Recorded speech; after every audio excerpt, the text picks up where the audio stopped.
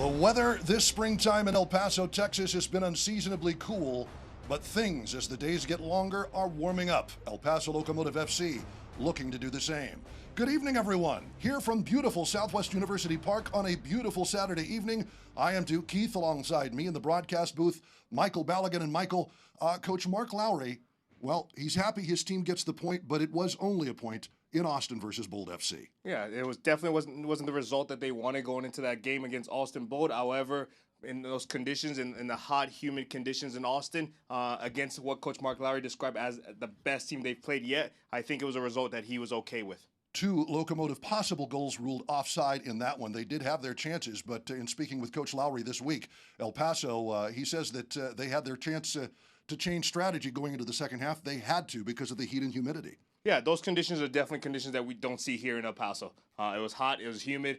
We get the dry heat here in El Paso, but you get the humidity there. And you can see towards the end of that first half, and especially in the second half, both teams really suffered from those conditions. This was the moment of the match right here. Omar Salgado memed with Mark Lowry as he gives him some water along the sidelines.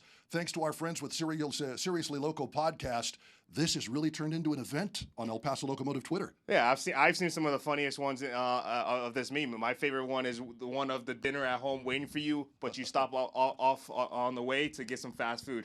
It's all fun and games. However, this picture shows how much Coach Mark Lowry cares about these players, and if he has to put on his Bobby Boucher hat, he's willing to do so. Indeed, the water boy.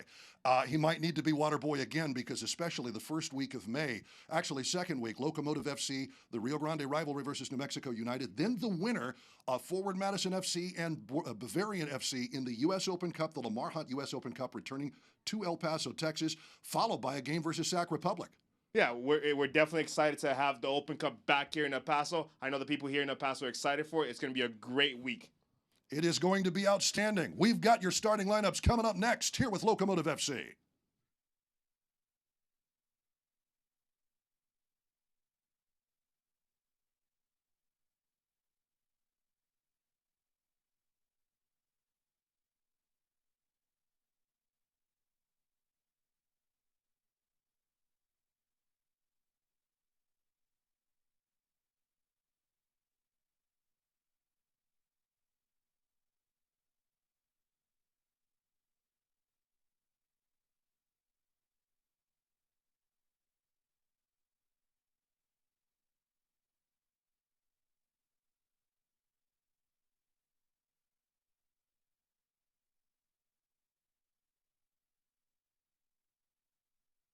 Check, check, check, check, check. Okay. You can hear me now? Check, check. Can you hear me? Check, check.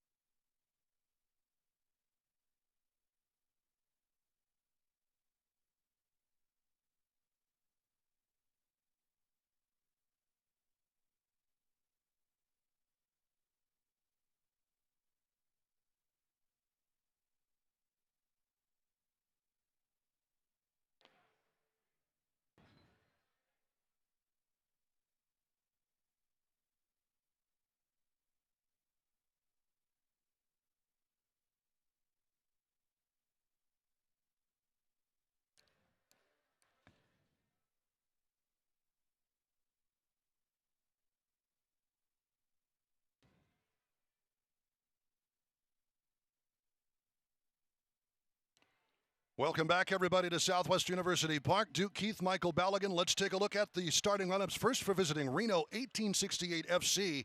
Michael, a formidable squad, fourth currently in the Western Conference. Yeah, definitely. They're a group that's really deep. They've got some depth in the back line. There's some players to look out for today. Or Brian Brown. He's currently sitting on 5 goals and 2 assists in 6 appearances. So he's definitely a player that El Paso's going to have to keep an eye on tonight. As for El Paso Locomotive FC, it is Mark Lowry's lineup. Once again, they are at the bottom position in the Western Conference, but they have played fewer matches than most of the other teams, looking to make that offense click tonight. Yeah, their results and where they stand, where they are in the standings, doesn't really show how well this team has played. The amount of coaches and the players from their opponents that have complimented them in their style and the way they've played has been tremendous. So it's just a matter of time for this team starts scoring, start clicking, starts getting those wins, and then they get this train going. But as we pointed out on the other side, Ian Russell, the former two-time MLS Cup champion as a player, really has Reno playing quite well. Yeah, like again, they're sitting in fourth place for a reason. They're a team that's established. They're the affiliate to San Jose. So when you get to bring in a player like Haji in from San Jose Earthquakes, it helps and it boosts what your team is trying to do. We are just about ready to go. Tonight's referee Marco Vega, Chris Canales, Manuel Vargas, the referee's assistants, and the fourth official is Raul Saucedo. Underway. Richie Ryan gets us started. Back to Mishak Jerome playing in the middle. And James Kiffey on the left starting things off. A slip from Derek Gebhard, giving Reno possession, and it'll roll into touch for El Paso. Quick restart up that left side, trying to get something working. It'll bounce Salgado's way. Good work to clear things out, though, by Reno. In 1868, off to the races, up the right wing side, Sergio Rivas. Rivas at the edge of the area, popped one in. Good header by Yuma. All 5'9" of him. Getting up for that, but right to Seth Kasipli, back into the box. Lifted out of trouble by Mishak Jerome. A great start for Reno, 1868. Not so much the best start for El Paso. Balanced. There's Marcus Duke Lacroix. Scored the match winner versus New Mexico United last week in a back and forth game in Reno. Made USL Team of the Week. It was a right-footed shot from a left-footed player. Pretty impressive. Yeah, he's not known for coming in or scoring goals with his right foot. He's a left-footed player, but he caught that one well. He struck it well, and it ended up in the back of the net. They'll give up possession. Nodded back to try and keep it, Clementa. Emrah Clementa, he's an interesting story as well. From Rosaje, Montenegro. Longtime player, leader in all-time appearances for Sacramento Republic. Won a USL Cup championship that year after being picked up off of an open tryout in 2014. Over 100 appearances with Sacramento Republic before coming to Reno 1868.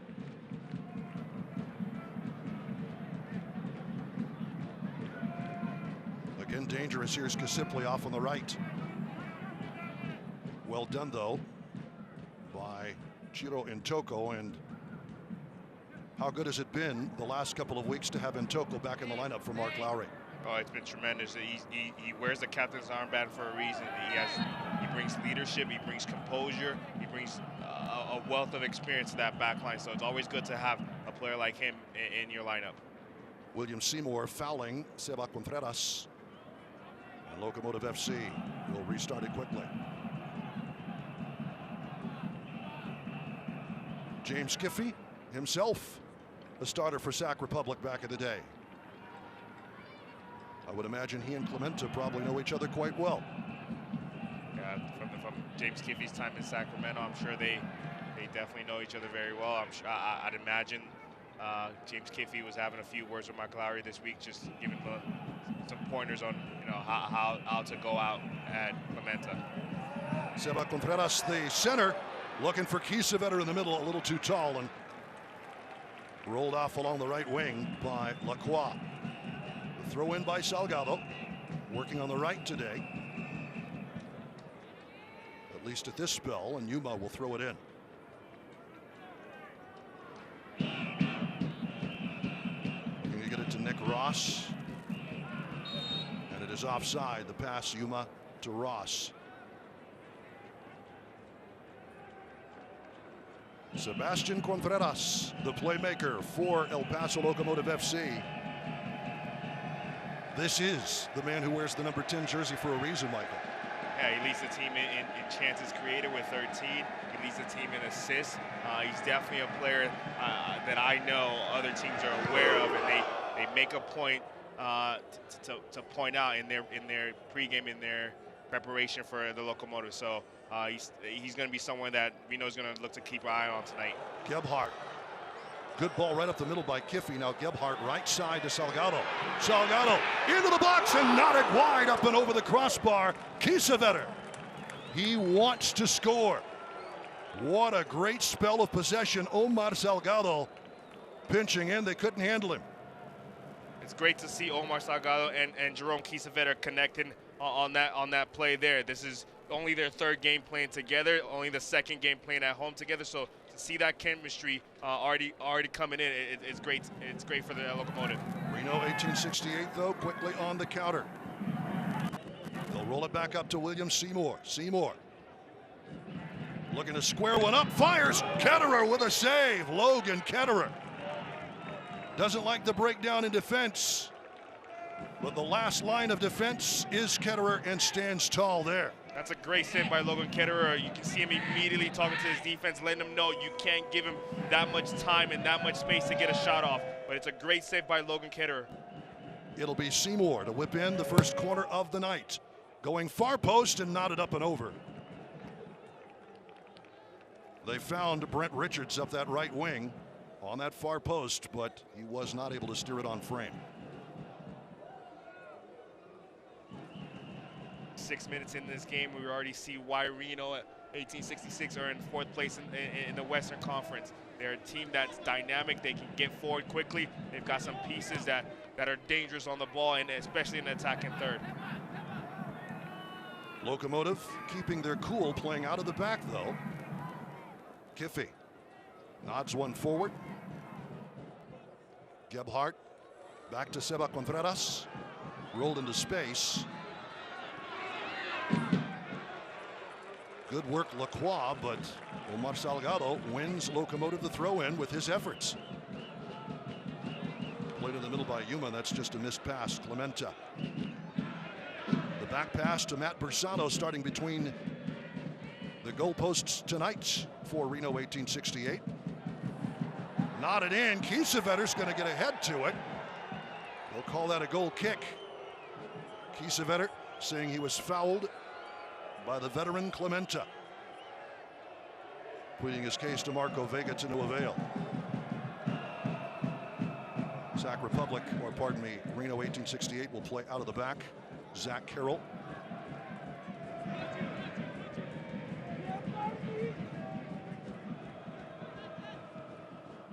Speaking of Sacramento Republic and Reno, as Jiro and Toko forced to go back, and you see some of that early pressure from Reno. Those two are going to play back-to-back matches within 4 days of each other here in a couple of weeks. First in league play, then the next week in Open Cup play, both in Sacramento. It's exciting. That's why teams are looking to have full roster, deep rosters, because now that the Open Cup comes into play, you got to make sure you're resting your typical starters. However, you want to do well in the Open Cup. Zach Carroll, a crunching challenge on Seba Contreras, who was in a lot of space.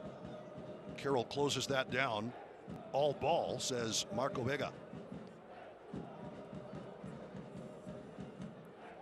One away by the dangerous Abdul Qadir Siad Haji.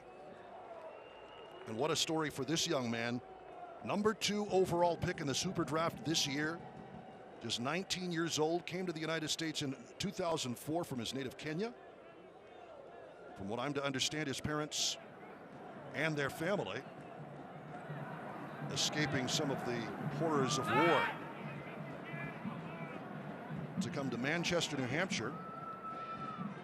Haji dispossessed there, and Locomotive does well to win it back. But coming to New Hampshire, learned his English by watching Clifford the Big Red Dog. Just sat in front of the television and watched PBS. Nice. Educational television at its finest. Siad Haji. We should point out Reno 1868, much like Rio Grande Valley Toros, have an agreement with their MLS squad. Bad back pass. That's intercepted all the way up top. Herzog. And it's taken away. Lifted out of trouble. Salgado.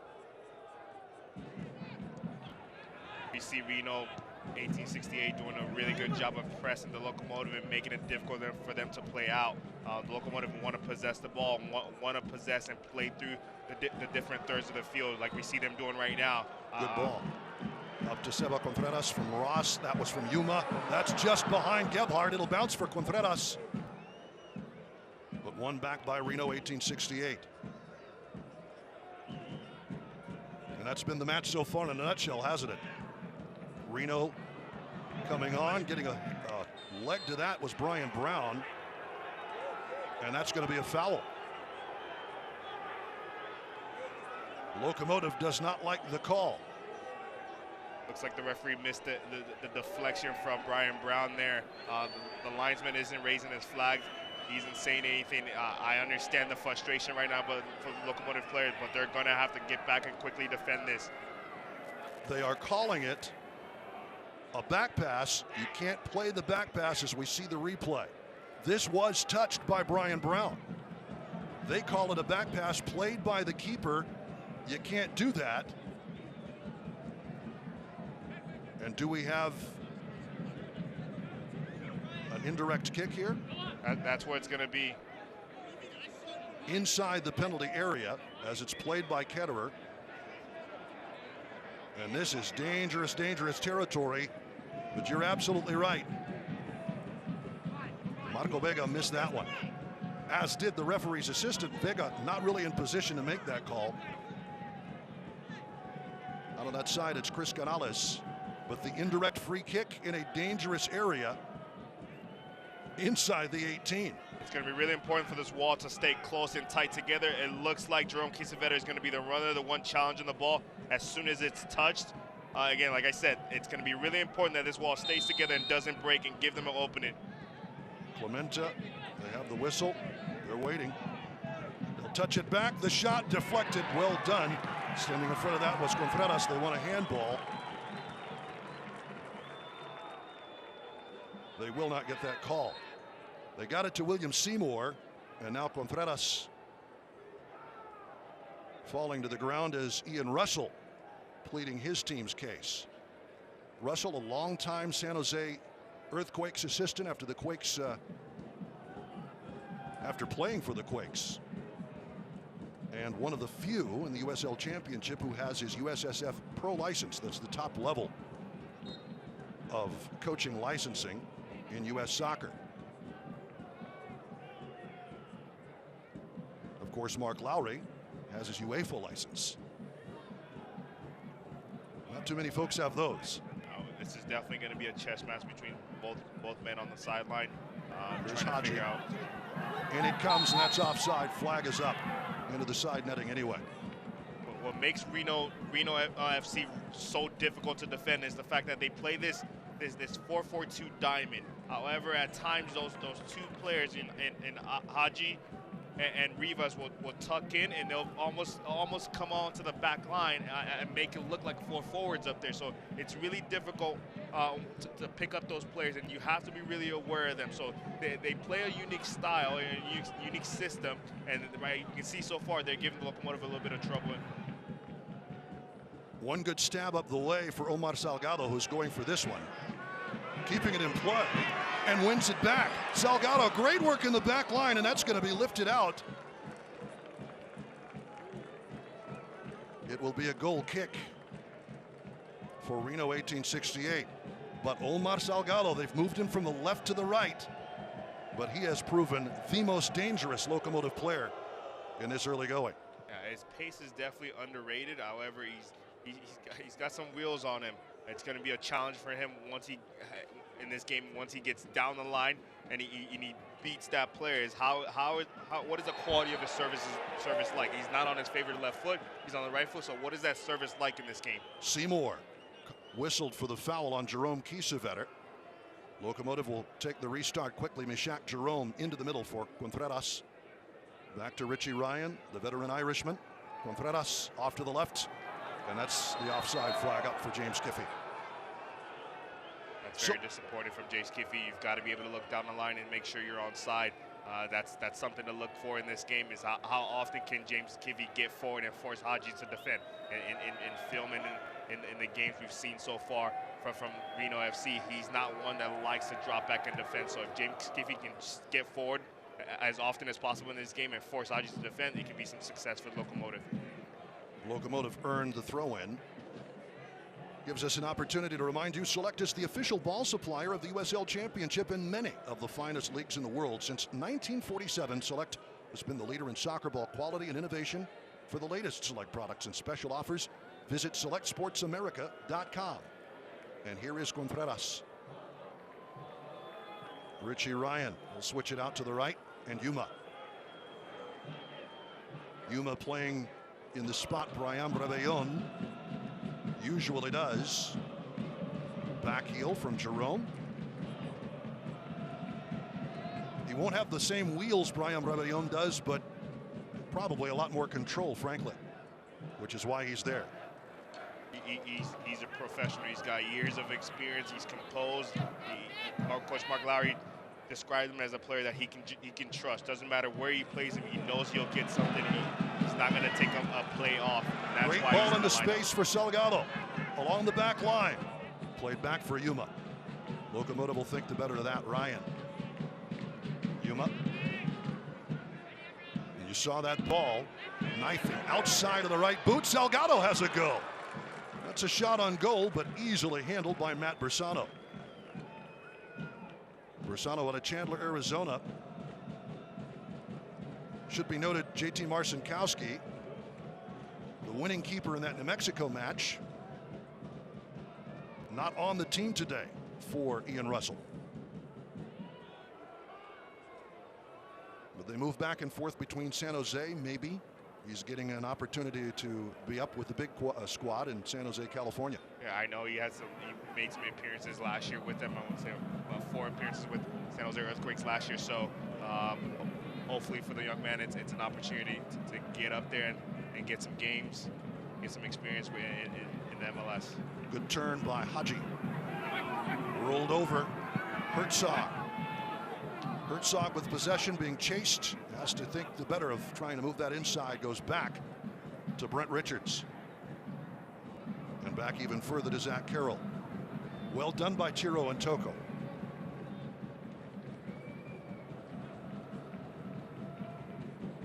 You see Bersano way up. They want to possess the ball and play out of the back as well. Locomotive FC once again this week, despite the 0-0 draw in Austin, leading by 4% in terms of passing, completed passes this year. 84%, or 85% I should say. Here's Haji's trying to make the turn. Ryan right in front of him, and they go back, and that is a foul on Reno 1868. The space and then the movement of Reno is really giving the Locomotive some trouble right now. You see them constantly having some conversations with each other, trying to sort out who should be stepping where, who needs to tuck and pinch in where. It's something that they're trying to figure out on the fly right now, and it looks like Coach Mark Lowry is working over there and trying to figure out what's the best way to adjust to what Reno is looking to do right now. Here's Salgado. Give it to that man. That one's a little off target, looking for Gebhardt. Kiesewetter chasing, but it's Kasiple. Well done to Herzog. Just watching Herzog play against New Mexico last week. He's that guy. Every team needs that guy to get under the skin of the opponent, to be the guy who's going to chase you around the park for 90 minutes. That is Corey Herzog. Absolutely. He's that player that you hate playing against. However, if he's on your team, you absolutely love him, because you know he's going to nip and he's going to agitate the defenders and the center backs. So he's great to have on your team, but you don't want to play against him. Yuma trying to match Salgado's run. Salgado bumped over. No whistle here, and Locomotive keeps possession.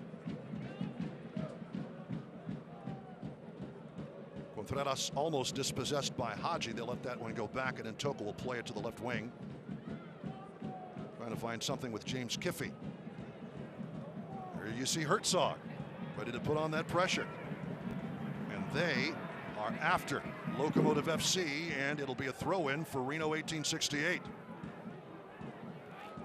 The pressure of Reno is making it really difficult for the Locomotives to play out of pressure, to play out and build out of the back. The one thing the Locomotives might need to look to do is maybe play a little direct. If Jerome Kiesewetter is finding himself 1v1 right now with Clementa, so it might be worth playing him in behind a couple of times, stretching the Reno defense, and then having space to play underneath. Easy save for Kiesewetter off the foot of Kasiple. And Locomotive.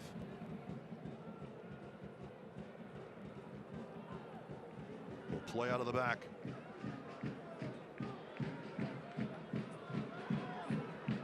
Salgado rolled into space. Contreras floats one. Kiesewetter. That's knotted out by Carroll. Brought down by Gebhard. Just like that, Locomotive making pests of themselves. Kiffey winning it back to Gebhard.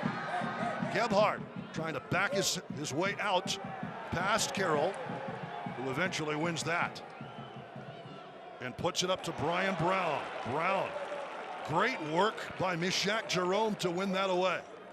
That's well done by Mishak Jerome not to give Brian Brown an inch.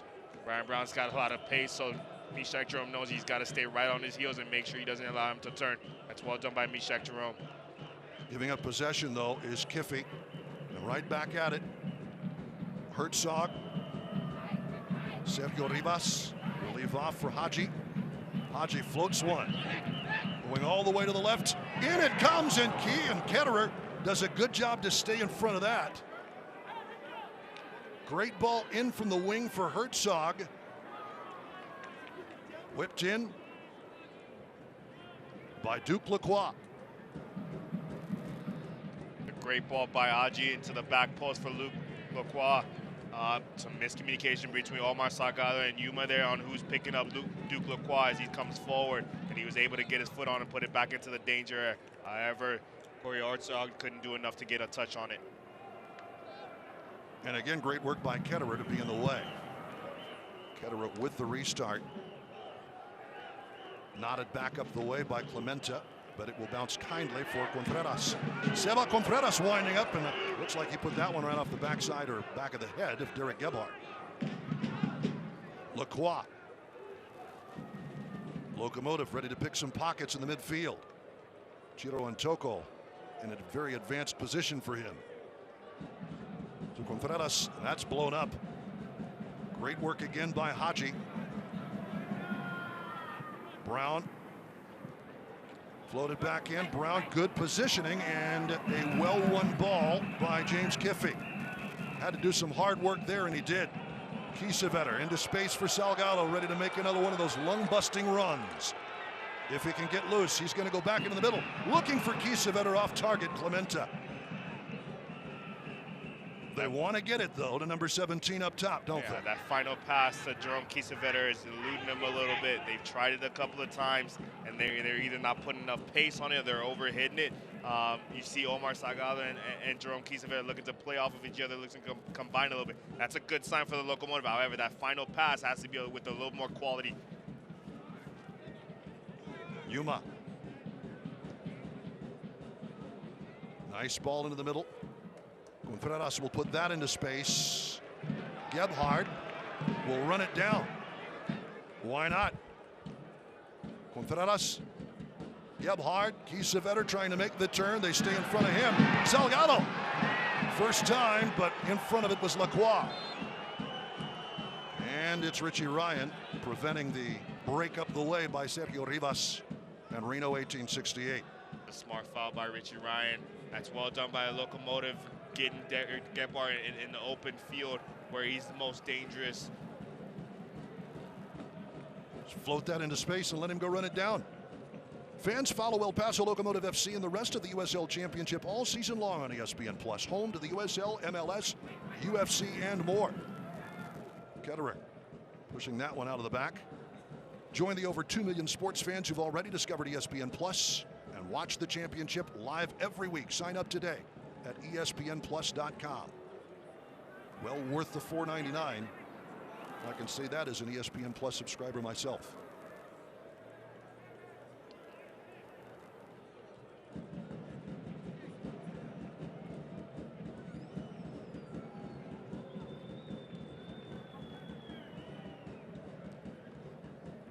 There is Gebhardt.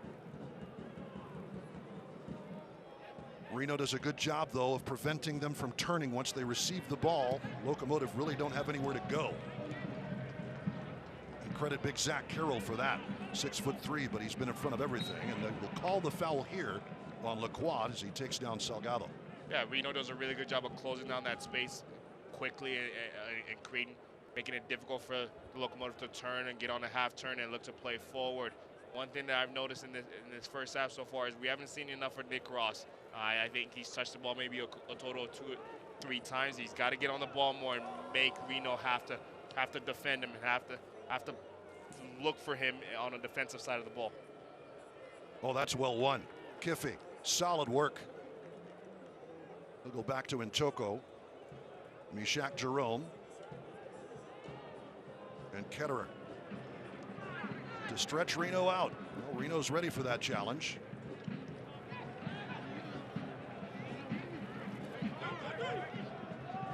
Ketterer already called into action to make one diving save. This evening, in the very opening minutes, here is Intoko. Both teams looking for an all-important breakout goal. Locomotive trying to end a spell of a month without being able to put the ball in the back of the net.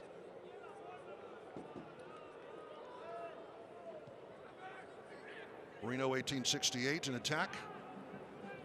13 goals and 35 shots on target, but they've given up 11. Good cross here by Richards. Keeps it at the edge of the area, lets fly, and missed. Easy goal kick. Who's up, who's down? Where does your club sit? Find out every Monday in the official USL Championship Power Rankings only on USLChampionship.com. Here you see a good turn by Richards. Just decided to take it. Trying to scoop that one off that left foot, but it didn't work. Here's a giveaway, though. You can see the pressure of Reno really affected Locomotive and how comfortable they are playing out of the back. They're not having as easy of a day as they normally do playing out of the back and building. Lacroix up and over to Rivas, knocked back in. Easily gathered by Logan Ketterer. Ketterer tied for 4th in the USL Championship this season with 3 shutouts, 3 clean sheets already. We're going to talk about the offense and Locomotive trying to break out of that goal-scoring slump, but the defense, well, certainly you want that, especially the later in the season you go. You want your defense to be in good shape, and it is, and that will be a free kick. Again, Lacroix getting tied up with Salgado.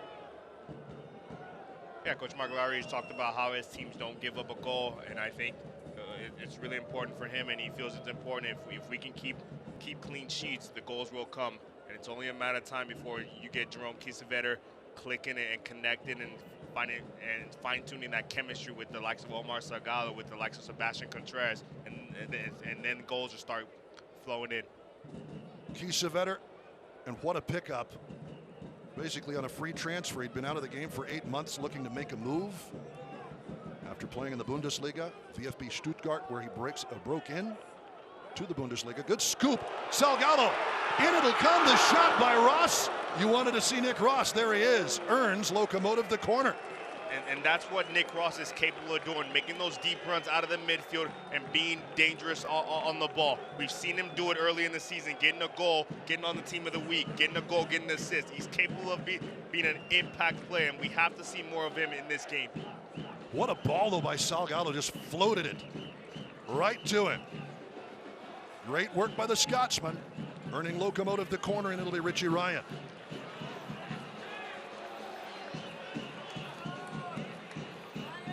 The Irishman, you want to talk about a football life? Been there, done it, and been back again. 15 years in Europe and the United States.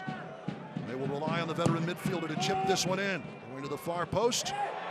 Salgado getting taken down. Fans want the foul, but none forthcoming from Marco Vega as Brian Brown puts Salgado on the turf.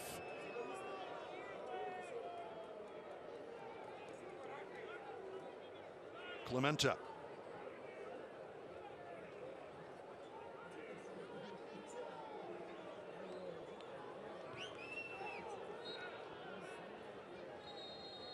And we will have a hydration break.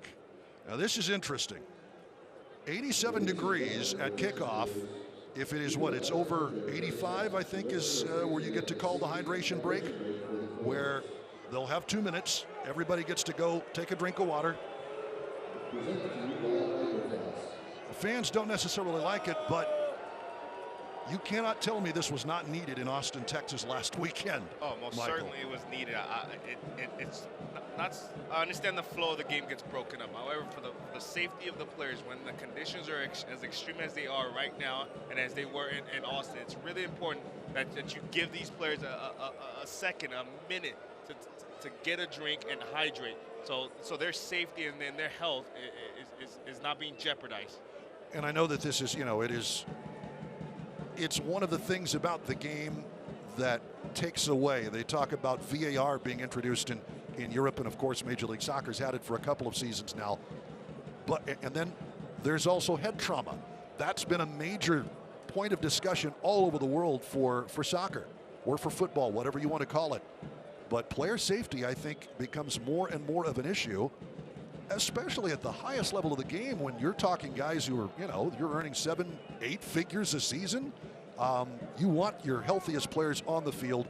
You want them to stay on the field and be well for matches. Yeah, absolutely. And it's great for fans to want to see the game continue to flow. However, what you have to keep in mind is these guys are only playing. They're only going to be able to play for 10, 12, 15 years at the most. They've got a life. They've got a long time to live after they're done playing. So you don't want to jeopardize a player's and ability and the way a player is able to live after they're done playing by not giving and doing things like this. Well, Marco Vega blows the whistle.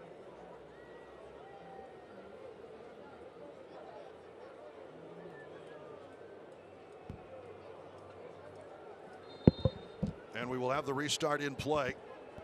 They'll drop it back to Reno 1868. And over to Big Carroll. Good head fake by Bersano, with Seba Contreras lurking in the area.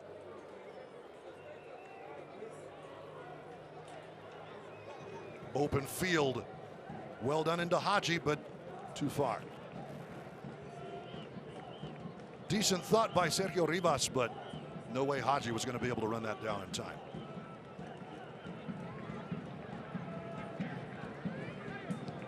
And there you see the high press, making Logan Ketterer think about restarting that right away.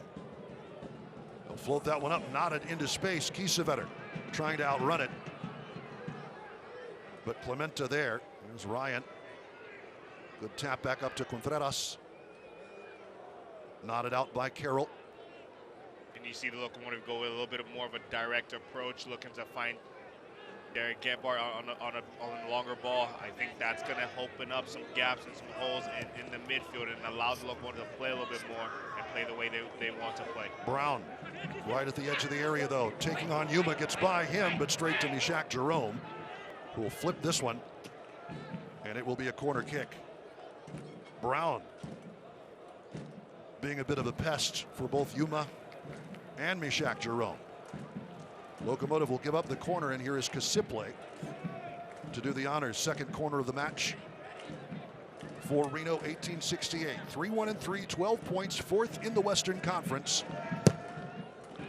All the way to the far post, knotted out of trouble by Yuma. Gebhard trying to get some control to move it up. Haji right on his back, though. And Ryan has to knock it out of play for a throw-in.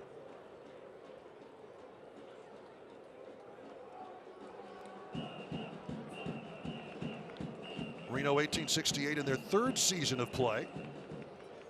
They've made the playoffs each of their first 2 seasons. And actually set a USL championship record for goals scored in their first season, 2017, with 75. That's a lot of goals. Here's Gaziple chipping it off to space. Duke Lacroix. Fronted by Salgado. And it's Salgado and Yuma combining to win that back. Yuma. That's off of Ribas. And it'll be a goal kick. Omar Salgado is not known for his defensive abilities. However, he's done a great job tonight, dropping back and helping out Yuma in those defensive positions, making sure Duke Lacroix is not having an easy night and an easy opportunity to get down the line and serve the ball into the box. Well, so as we've pointed out with a Mark Lowry team, the team moves forward and back together. Everybody's a part of the same thing. Yuma, good ball into the middle for Contreras. Rolling one, Kiesewetter trying to control. Back, bounces, Contreras cannot keep it. And Clementa. Nadzer pushes it out of danger.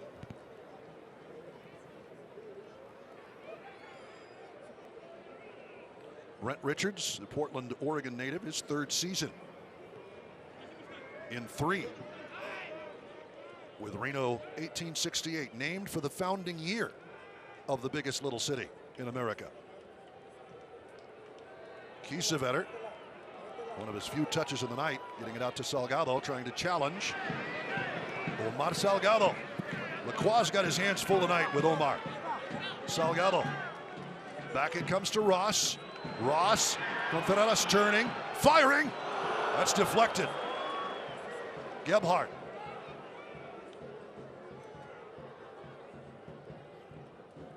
Winning that battle deep, though, is Haji.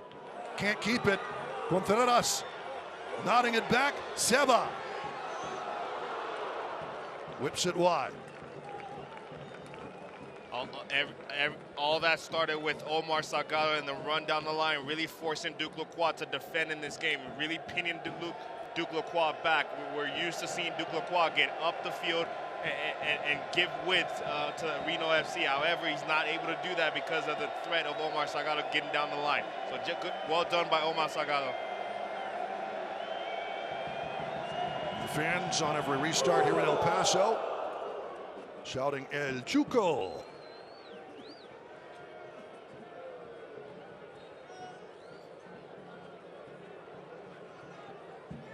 To say frankly, you know, the first match, yeah, there's that one particular cheer, but Eighth Notch have taken it upon themselves, that's the Locomotive supporter group, to say the Pachuco nickname of El Paso, Texas, El Chuco, on every goalie restart. And that's become the thing. That's onside to Brian Brown. Brown, well played again. Mishak Jerome, not out of trouble. But it'll bounce straight to Ryan at the edge of the area, and that pass just missed from Haji. Carroll's in a battle. Haji's going to get it back. But well won.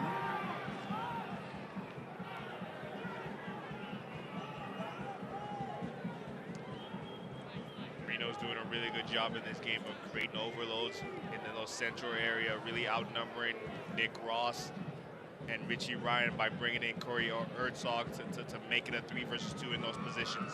The center backs don't want to step with him because then that leaves it 1v1 with Brian Brown, who has a lot of pace up there. So it's creating a lot of problems for the Locomotive. They're tentative, they're a little hesitant in stepping, and you see Reno taking advantage of that. Gebhardt back to Yuma. It appears that Mishak Jerome and Chiro and Toko have switched places on the field. Omar Salgado taken down. Zach Carroll going to get a talking to from Marco Vega. And that's going to be it for Zach Carroll, according to the referee. He's a big boy. He's physically imposing. He likes to throw the weight of his body around. We saw him earlier do it to Derek Gebhardt, and this time he's just a step late, and his feet gets tangled with Omar Salgado. About 36 yards off the back line. Seba Contreras on the restart here for El Paso.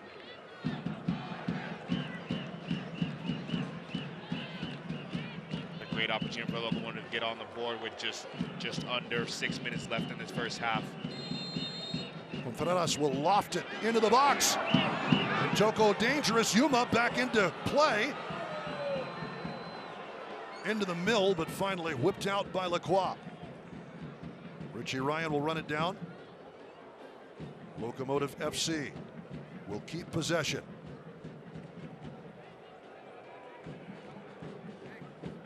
Here's Ross. Yuma. Mishak Jerome. Speeds the ball across the way to James Kiffey. Kiffey, Gebhardt touches it, but away goes Haji. Haji trying to control, he's in a battle for it. Well won back by Derek Gebhardt. Gave up possession but wins it back for Locomotive. That's a great job by Derek Gebhardt tracking Haji all the way back, almost into the box to win that ball back. Get updates and alerts all year long by following your club on ESPN.com. Search for El Paso Locomotive FC, then click on the follow button to keep up with the latest news and scores and get reminders on Locomotive's next match. Go to ESPN.com now, click follow for your favorite club. Gebhardt, touched by Ross, he's going to get it back, puts it into space. Kiffey, good ball, but popped out by Carroll, not out of the box though. Gebhardt will win it back, but it'll roll over the back line, and a goal kick coming from Matt Bersano.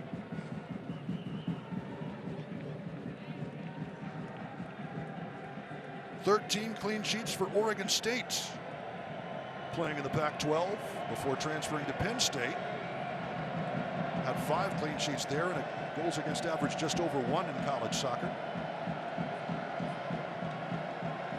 He was their keeper of the year in 2017. His 3rd season with Reno.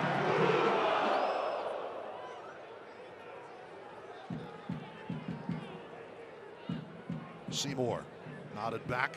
Ryan. Kiffey and Contreras back to Kiffey. Good job. Solid work though by Seymour to shut down the space for Kiffey up that wing. Here is Contreras though. Yuma. Salgado and Yuma. And Mishak Jerome back on the right.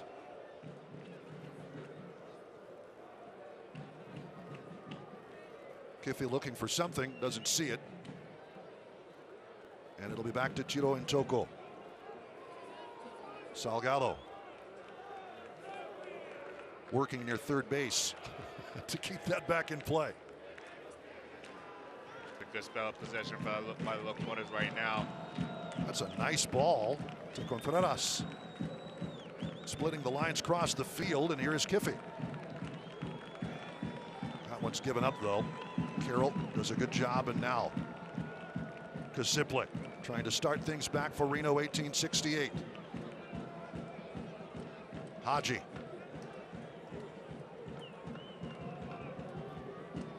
Slowly work it up.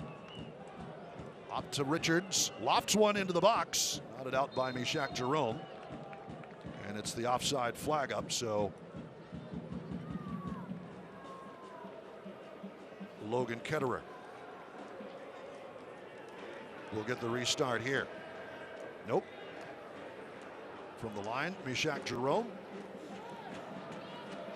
As we're into the 44th minute here in El Paso, Texas.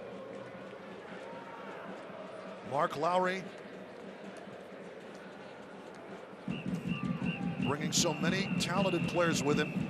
You talk about Yuma, Richie Ryan. They want to play for Coach Mark Lowry. Good work by Salgado from his backside to win that one back to Ryan and keep possession. Locomotive, good ball up to Contreras, trying to roll it in for Kiesewetter. Rather, Gebhardt too far ahead. That's that final ball again, just eluding them not being on target, being a little too strong on that on in that moment. Looks like Derek Gebhard wasn't ready for it, wasn't making the run. And here's Kasiplik. Up to Brown, who'll play it back in to Seymour, William Seymour. Start the switch off to the right, Carroll to Richards, long ball. Toko will blast that into space.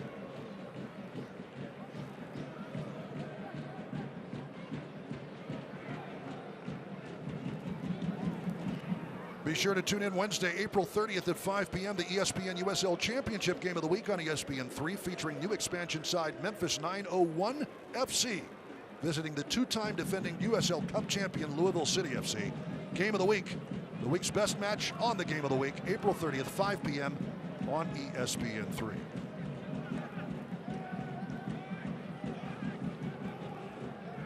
Solid run here by Lacroix. Lacroix in tight. Stopped by Ketterer. Flag is up.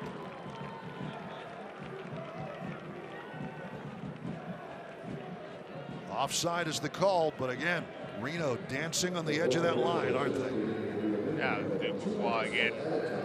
He's shown he's dangerous, especially in that New Mexico game with the game-winning goal. This game, Omar Salgado pinning him back as much as possible and keeping him from getting into those moments and those spots on the field. But he's shown that he's capable of creating and being a dangerous player going forward for Reno FC. That was actually over the back line, not offside. From our vantage point, caddy cornered to the other side of the field. Couldn't quite make that out. They tried that run. Oh, mercy, Corey Herzog. Intercepted by Mishak Jerome. Good thought up the middle by Sergio Rivas, but Mishak Jerome saw that one coming a mile away. 1 minute of stoppage time, so says Raul Salcedo, our fourth official tonight. And we're about halfway through that.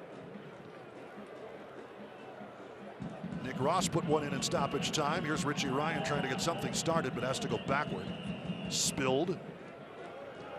Seymour being physical in the middle. Knocked one up to Contreras. Seba Contreras floats one. Kiffing whips one into the box. Nobody in blue on the other side, and here's Lacroix to get it out. Kasiplik, Herzog, and Seymour. Contreras winning it to Yuma. To Seba Contreras. Well done. Great defensive positioning by Clemente, the Montenegrin.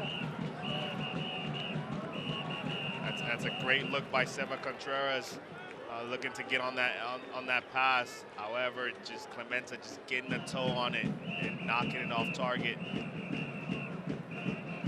That'll roll back. Maybe one last stab here for El Paso. Trying to get into Salgado. With him step for step this time is Lacroix. And that's going to do it for half number one.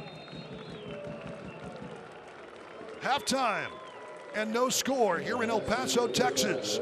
We'll take a break, come back with a look at the first half highlights, some great features, and the standings plus scores from the evening as we continue. You're watching Locomotive Soccer.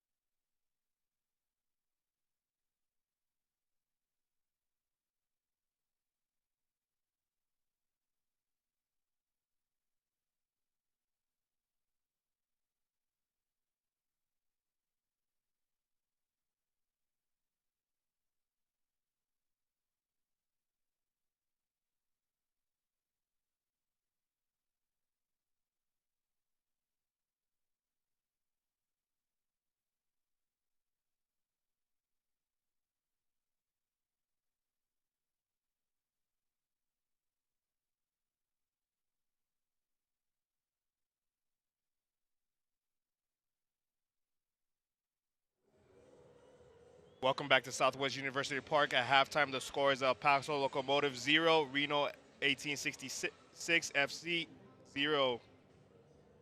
At this time, we want to extend a special congratulations to San Eli and Bel Air High School on winning the state championship last week.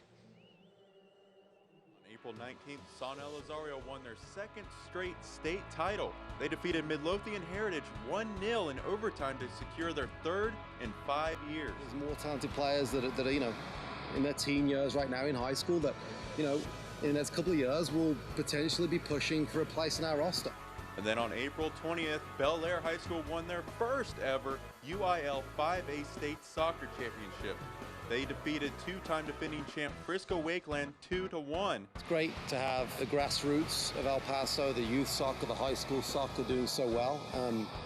There's talent in the community. That's why we have 3 guys from El Paso on our team. Chapa Herrera coming onto the field for Locomotive. And one of those hometown Locomotive players is Luis Chapa Herrera, who attended Bel Air High School and has a special message for both his alma mater and San Elizario.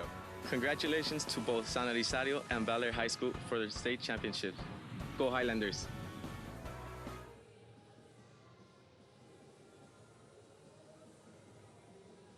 Very happy to see both of these schools representing El Paso on the state level. Congratulations to both schools and a job well done on winning state championships this year. Currently, the score is El Paso Locomotive 0, Reno 1868 0. We'll be back.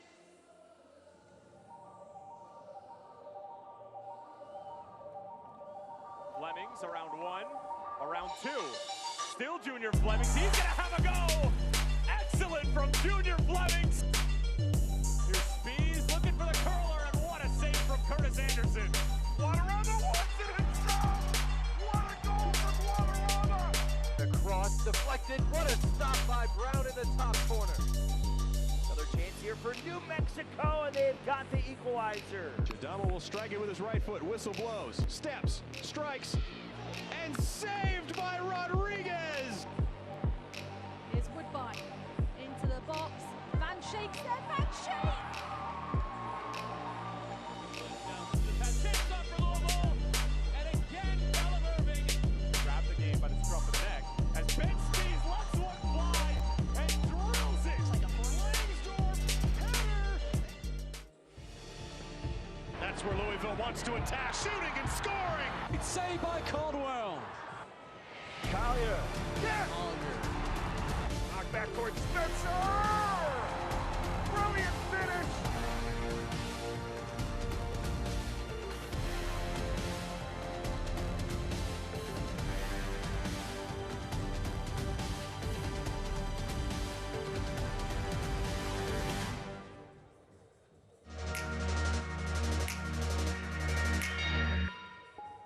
Flick. Could it be 2? Yes, it is. That's Hellman. Here's Banks. Banks from distance. That's knocked away. Gallardo.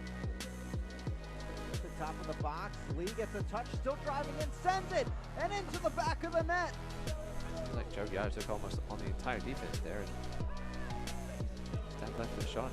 Gilligan headed away by Lockby. Second chance coming, diving, stopped by Fitzgerald.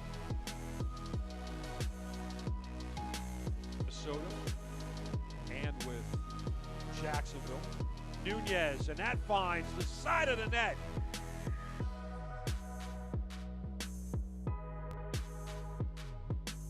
Most of these, he takes this one.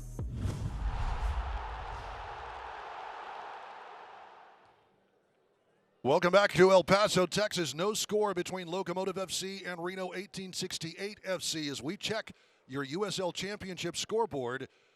Let's take a look at some of the scores from around the league and standings as well.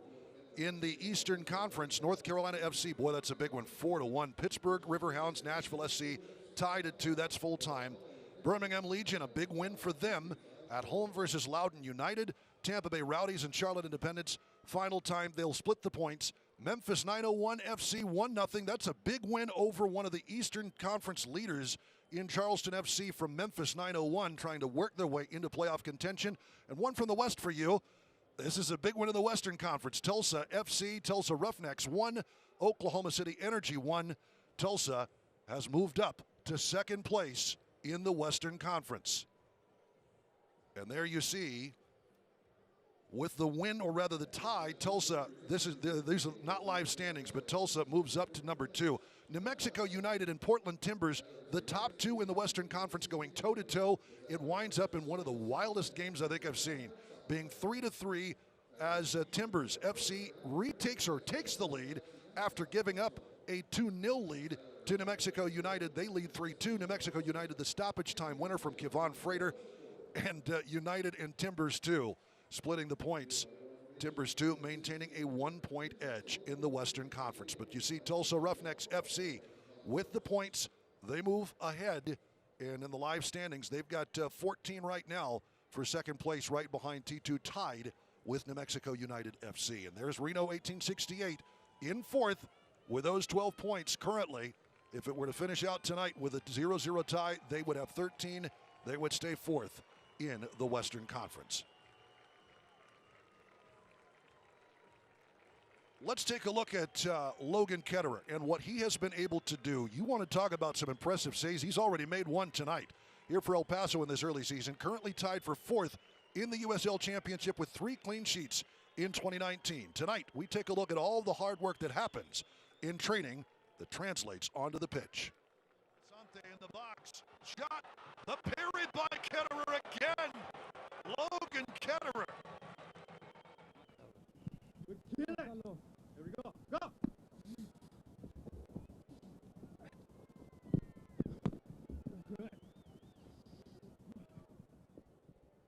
So we don't have too many time to think, and it's a quick reaction, so they have to have it as a muscle memory. When the time comes on the game, it's a rebound right away. They have to get up and react for the next shot. My mentor, he is from Italy, and he told me that one, and when I was doing it, honestly, that is a hardcore, exercise, it's real, but it works a lot, and the results are good. Here's the shot, tipped away by Ketterer, Logan Ketterer. I say to everybody, all the goalkeepers, they need to work as doubled as the field players. It's a quick reaction, it's a lot of mentality, and they need to be ready for everything. So I am not predictable. I like to be unpredictable for everything. It's no joke. It's no joke. This is a professional. This is professional, and that is a professional level that we're doing the drills and the trainings and everything. It's all professional.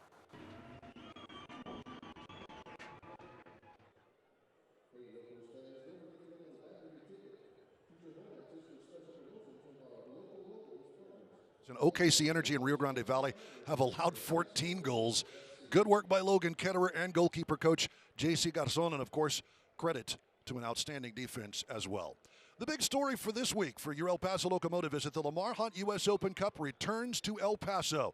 It's been almost a decade. This is going to happen May 15th. Locomotive FC will play host to Bavarian SC or Forward Madison out of Wisconsin. Both of those teams playing in Milwaukee. That happens on May the 7th to determine the winner, who has to travel to El Paso the next week. Last time we had the U.S. Open Cup in the Sun City, we have to go back to the El Paso Patriots days. Tickets for the match available now at eplocomotivefc.com. And this is outstanding. You see that second one there, Jeff Reuter riding on Locomotive forward Jerome Kiesewetter in his path from the U.S. national team to the Bundesliga, and how he got to El Paso, Texas. Definitely an interesting read through The Athletic. That does require the subscription, but it touches on a great fit with Coach Mark Lowry's system. He and Jerome Kiesewetter was a mutual coming together. And as always, keep an eye out Monday for the USL Championship Power Rankings. See where El Paso ranks after Week 6. Check it out on USLChampionship.com and EPLocomotive.com, EPLocomotivefc.com. Back with the second half when we return.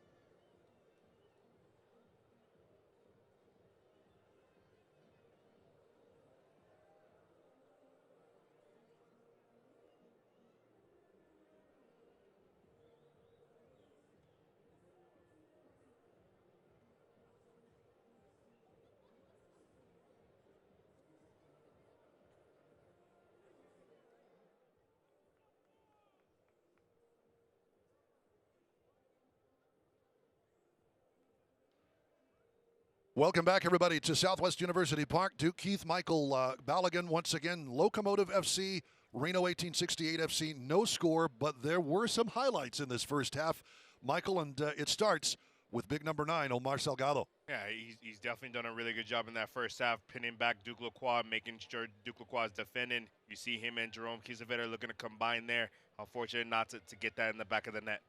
Big save here off of William Seymour. Logan Ketterer doing what Logan Ketterer does.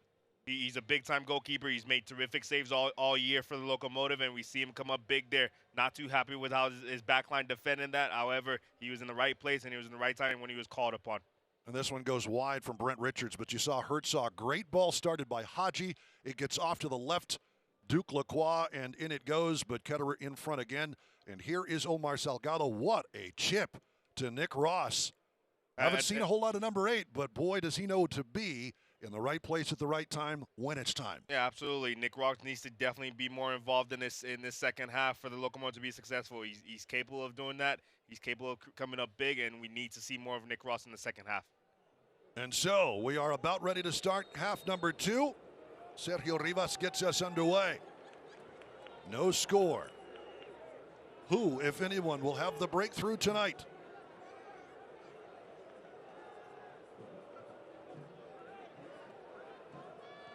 You can call Mark Lowry's system, as El Paso loves to play with possession, short passes, everybody moving together. When it works well against the opposition, it's like the old proverb about putting the frog in ever-increasing temperatures in water, boiling the frog, and suddenly the frog doesn't realize it's in deep trouble. That slow boil. Locomotive FC likes to bring it that way. Reno 1868 trying to throw them off their game, and there they do. Comes to Haji. Dummy pass, but no one to send it to, and Sergio Rivas a little upset. Ketterer will fling this one out to Yuma. Salgado. Good work to make some space for himself, trying to go up the middle. Kiesewetter is going to get a touch to that dangerous play. A little too high on Emrah Clementa.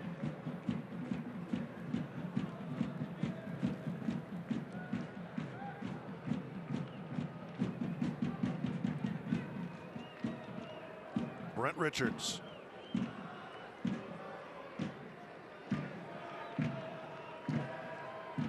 With it again, Richards, out of Portland, Oregon. And that one touched out by El Paso, or by Reno 1868. So Kiffey with the throw in.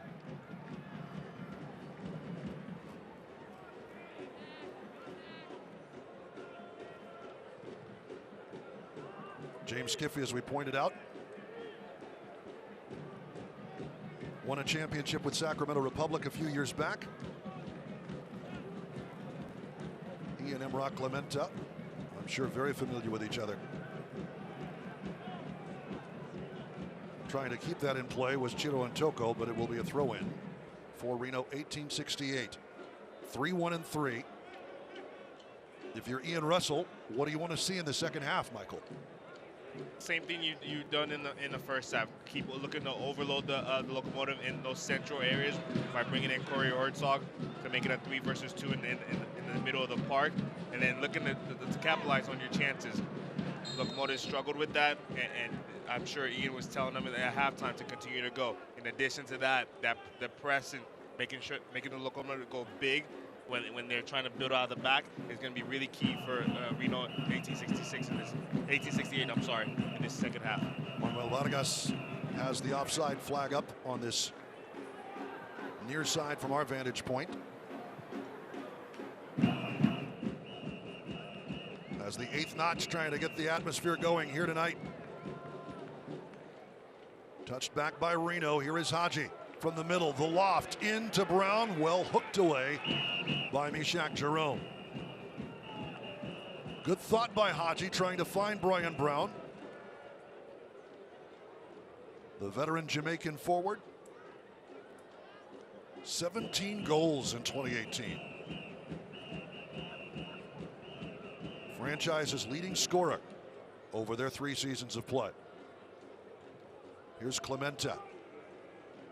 He'll knock that one all the way up to Richards. A little overlap. Nicely done, but again, Jerome where he needs to be. It'll be a throw in. And here's Duke Lacroix. Crossing in for the shot. Lofted up and over the crossbar. Sam Kasipli could not keep that down. Looks like the Locomotive made a little bit of an adjustment at halftime and gone to a traditional 4-3-3 with Derek Gebhardt coming out to the left side. Doesn't look like the 4-4-2 they started with in the first half. So we'll keep an eye out on that. One back again, and again over the crossbar. Trying his luck with Sergio Rivas, but well wide. And if you're Mark Lowry going to this 4-3-3, what are you hoping to accomplish here? I think defensively it'll give him more balance with Nick Ross sitting next to Richie Ryan in that midfield. It allows him to not be outnumbered and be overwhelmed like he was in the first half. I think going forward on the same end, you get Derek Gebhardt isolated on the left side in those 1v1 situations and look to use his pace going forward. I think it could work, and it'll be something we'll have to see how it progresses in the second half. Here is Ross.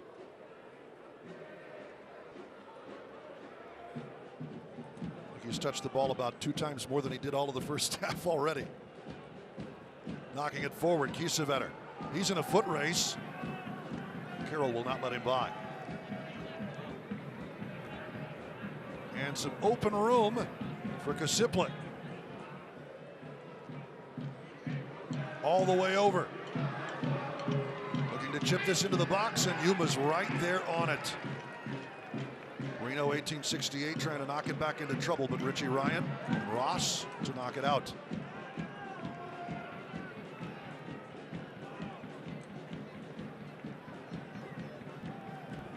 And here is Salgado. Moves his way wide by Lacroix. Pressure on again. Omar Salgado getting taken down, and the referee's assistant calls for the foul. Salgado and Lacroix, and is this going to be yellow? It is. That's well 52nd minute. That's well worked by Omar Salgado, really putting pressure on Duke Lacroix, making him defend, using his pace to get down the line. You see him stutter step a little bit here, go with a little stop and go. Well done, and then realizing it, he probably ran out of gas, and there wasn't enough players in the box, so just looking to draw the foul there. Referee's assistant Chris Canales blows the whistle. You can see him raise the flag. Well, he doesn't have a whistle to blow, but he does have a flag to raise. And it will be Seba Contreras on the restart. Locomotive would love to capitalize and whip it across. They have no headed goals this year. Looking to break out of a month-long scoring slump. Contreras lofts it. Parried away straight to Richie Ryan. Ryan hooks one. Blasted out by Carroll, but it will be a corner kick. Not able to keep it in, Bersano.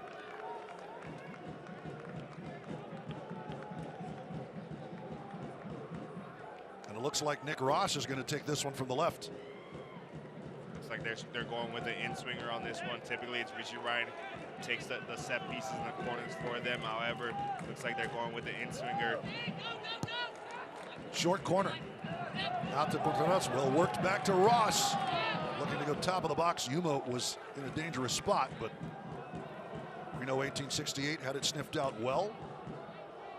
Contreras doing some running to get it out of trouble, and Mishak Jerome will push it to the left wing. Chested down. Whipped in Kiffy. Whipped out Haji. Definitely saw them running through some set pieces yesterday, and that was one of the ones that they worked on to get Nick Ross back on the ball. However, that final pass wasn't on target. Kiffy to Contreras. Contreras wanting to earn another corner. It'll be a throw-in. Quickly taken. Here's Kiffy. Good step over. Whips one in. Not able to square it to Contreras. And lifted out of trouble by Reno.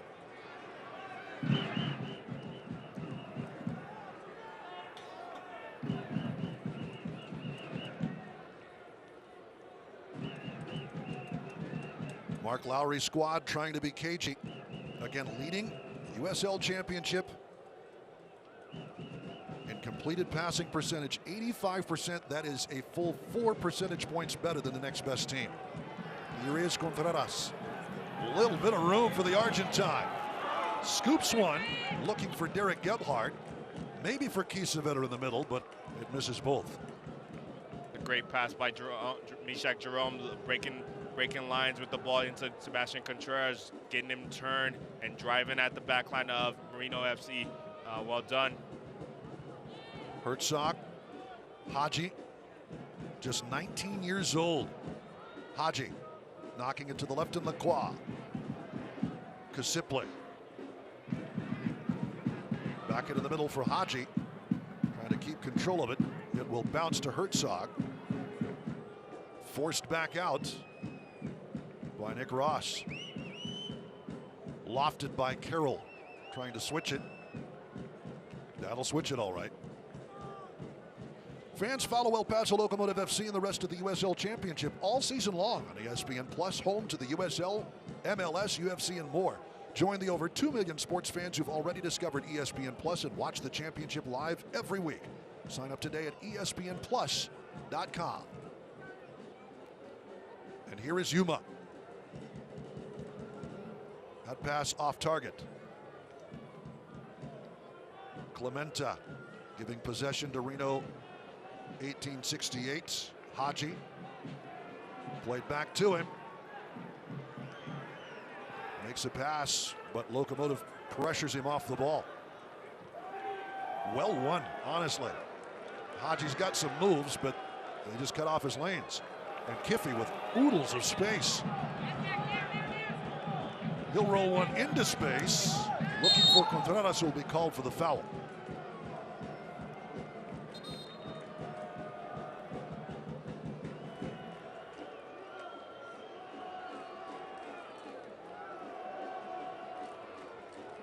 And a substitution for Reno, 1868. As Haji will come off the field here in the 57th minute. And coming on will be Raul Mendiola, who gets to play in front of his almost hometown. From Ciudad Juarez, Mexico. First season with Reno 1868 after spending time with Las Vegas Lights and Galaxy 2. 18 goals, 17 assists, and 85 USL Championship appearances. Part of the Galaxy Academy. Now, happy do you think that young man is? Because you've got to know that there's some fans in the stands who are related. Oh, absolutely. Dangerous. It's almost like a homecoming for him. I'm sure he wants to show well in front of his family and friends. Coming into the 52nd minute. Or 57th minute, I should say, to replace Siad Haji.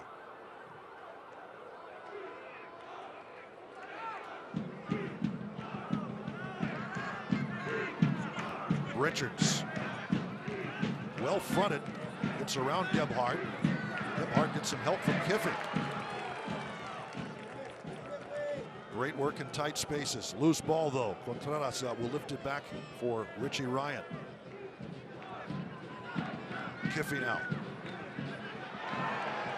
Forked down. Good work by Mendiola. Play on. Gebhardt rolls it in. Kiesewetter. He'll steer it wide. Jerome Kiesewetter. Edge of the area. Shot deflected. My goodness gracious.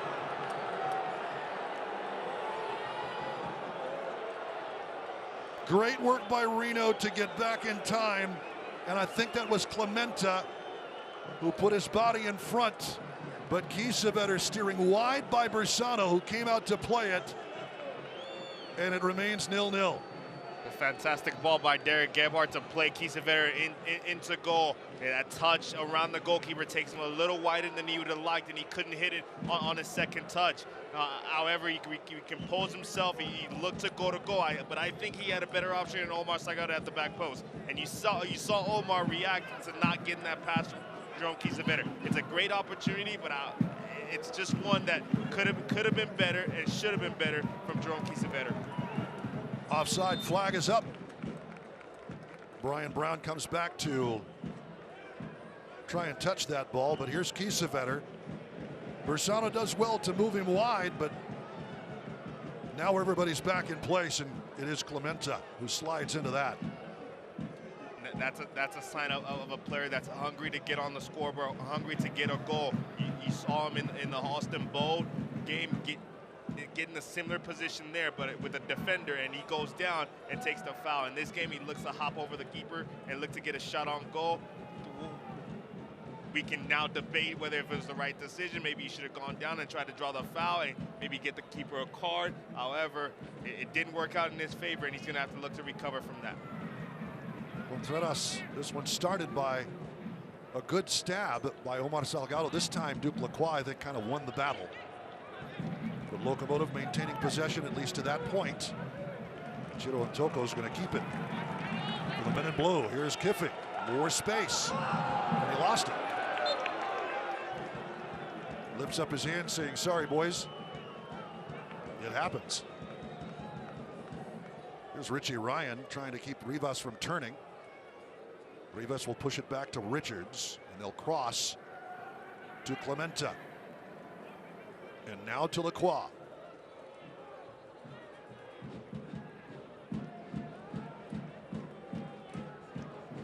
Rivas will switch it off to the right. Here's Carroll. Zings one, looking for Richards. Richards takes the better of the first time cross, takes it second time, and Kasipli will do well to keep it in play, which he does. Nice work to step by Yuma. Kasipli, top of the box, looking to square it up. Rivas rolls one, scuffs it. And an easy save in the end for Logan Ketterick. Well done by Richie Ryan to close down and make it difficult for was that Rivas to get a clean look and a clean hit on goal. I think Rivas would like to have that chance back, frankly. Gebhardt's going to give up possession here. Brian Brown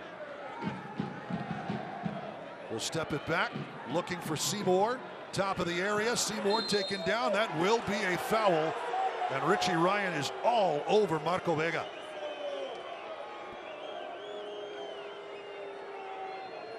I think the initial foul was a push in the back for Sebastian Contreras. However, the referee gave an advantage, and it just looked like Seymour never regained his footing, and the referee gave a foul at the end.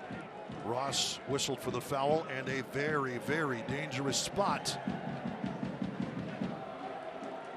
in the middle. Call it 20 yards out.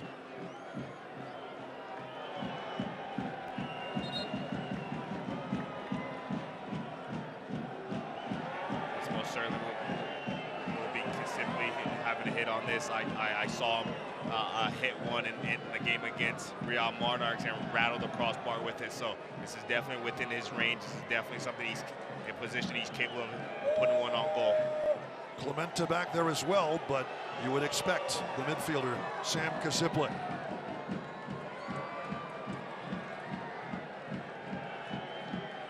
We get this going. Trying to set the wall, Marco Vega. Ready to blow the whistle. Derek Gebhardt being urged to move further back.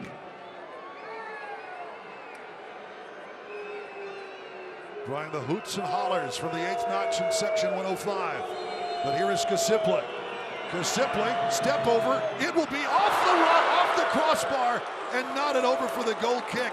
It wasn't Kasiplik, it was Brian Brown. Well worked by Reno 1868. But the goalkeeper's best friend, the woodwork. Yeah, Logan Kerr definitely needs to go and kiss. Well, he can't kiss the crossbar, but he needs to the Yankees' lucky stars. It's a great hit by Brian Brown. Unfortunate not to get it up and down in time to get into the back of the net. He got it up, but just not down enough to get into the back of the net. Steered up and over.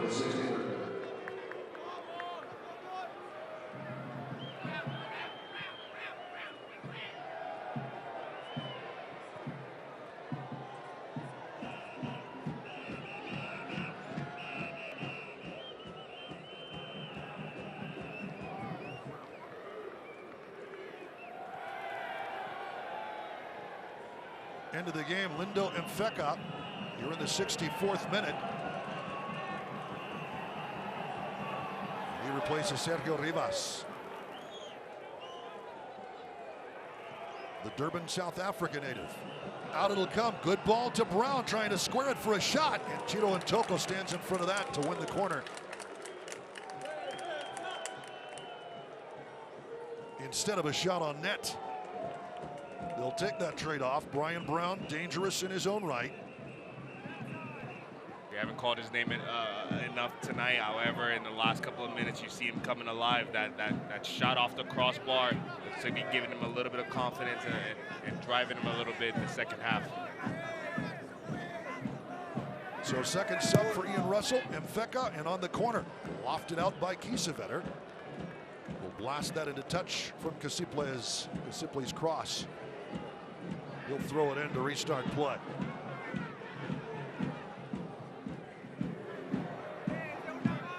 Four goals and 3 assists for Mfeka in 2018.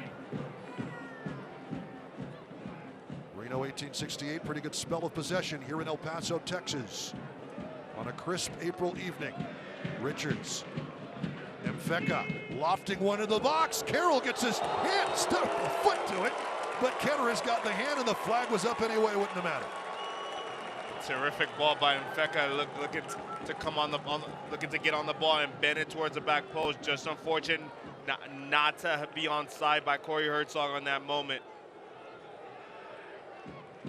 Herzog with the outside of the right boot.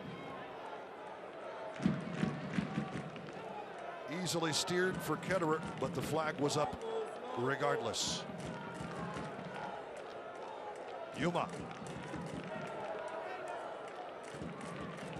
Gebhardt to Kiesewetter. Both of these teams trying to get their forwards a little more involved in the second half. Ryan will blast it. Kiffey does well to keep it in play, but it's rolled out for a throw. Brent Richards there to nod it back. Push it out.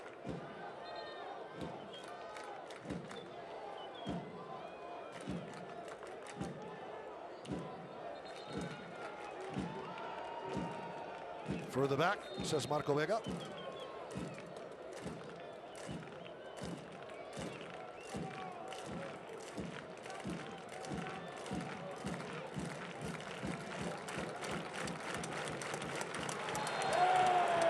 And a foul.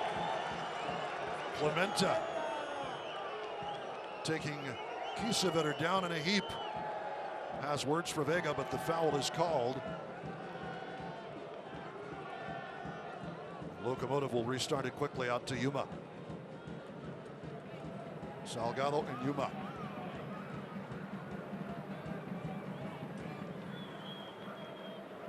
Jerome.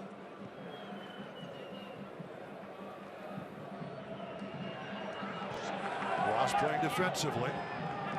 Here's Kiffey. Nice cross to the far post, but nobody in blue on the other side of that. That's a great ball by Mishak Jerome, looking to stretch the field and find James Keefe on that pass. However, that cross again, that final pass for the Locomotive tonight has not had enough quality, and we saw it on that play there. That was over everybody's head, yes.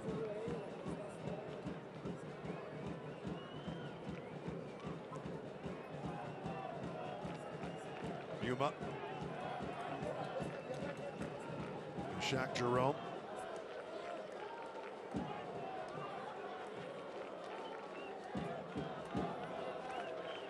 Played into space. Gebhardt, nice turn.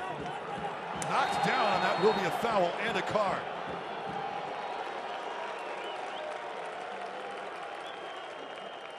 Marco Vega going to the front pocket quickly.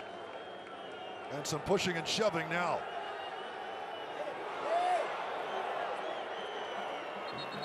Things getting very testy.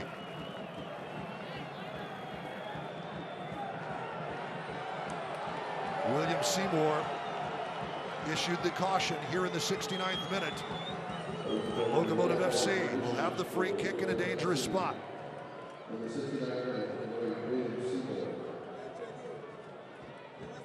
You hate to see that foul as a Locomotive fan. However, it was a smart foul by Will Seymour, because Derek Gebhardt had turned and he was going to goal. He had James Kiffey on the left side that he could have slipped in to go to goal. He could have gone to goal himself. So it was a smart foul by Seymour. However, as a Locomotive fan, you hate to see that, and that killed an opportunity on goal for your team.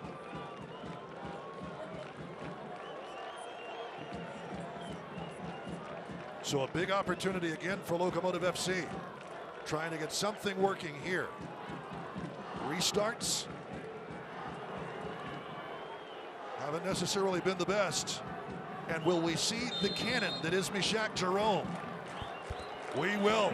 Mishak Jerome hooks one, and that is stopped by Bersalo and cleared. That's why he's there. It's a terrific hit. The Locomotive reacted just a little too late and weren't able to get there for the rebound. Richie Ryan will bring it down. The Haitian international, Mishak Jerome, was told by somebody who follows Sporting Kansas City, keep your eye on this guy. Of course, Mishak Jerome playing a bit for SKC. And we have a substitution. Derek Gebhardt coming off for Calvin Rezende.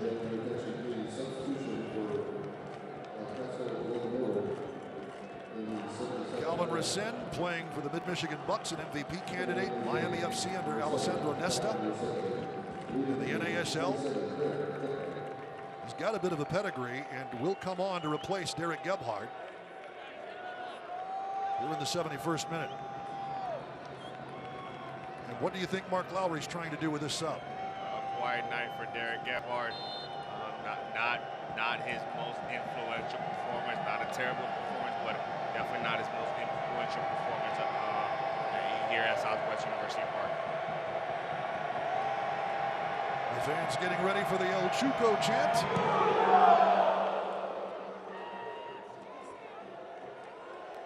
Be sure to tune in every Wednesday, April 30th at 5 p.m. for the ESPN USL Championship Game of the Week on ESPN3.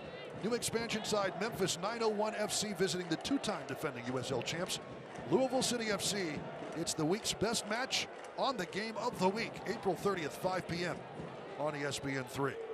Here's Duke Lacroix. Kasiple will nod it back to Mfeka. Lofts one, looking for Brown, trying to bring it down and kind of bounced back on it. Brown will go to the corner, looking to draw some contact. Mfeka stopped by Ryan, that's well cut off. Lacroix will nod it, keeping it in possession at least initially. For Reno 1868, Mfeka onside. And that is a foul called on Yuma. Another dangerous free kick coming. This one from the left of the area. And Kasiple will do the honors. The insertion of Mfeka in the second half has really given Reno a boost going forward, and especially in the attacking third. His ability to thread the needle and to play passes and to bend passes and look for Brown or Herzog in the final third has really been a big help and a big push for Reno in the second half. Kasiple, Herzog's there, Brown. Kasiple to the far post looking for Carroll, and Chiro and Toko. And that one spotted all the way.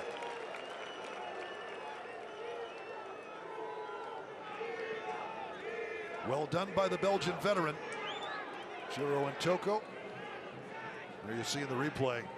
Got position on Carroll. They wanted to do that. The long throw in by Richards. In it'll come. Ketterer easily. Quick on the restart, trying to get something working. Lofts one. But at the center circle, knotted down, Kisipli trying to keep control. Good slide by Salgado, but knocked around, and it's Mfeka. On the restart, here's Herzog.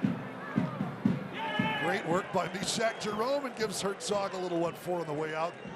A couple of old pros, and Logan Ketterer has words for Marco Vega. And I've got to agree with Logan Ketterer.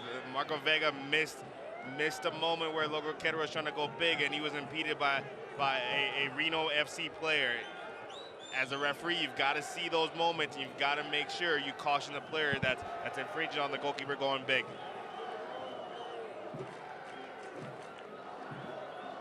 Seba Contreras to Yuma.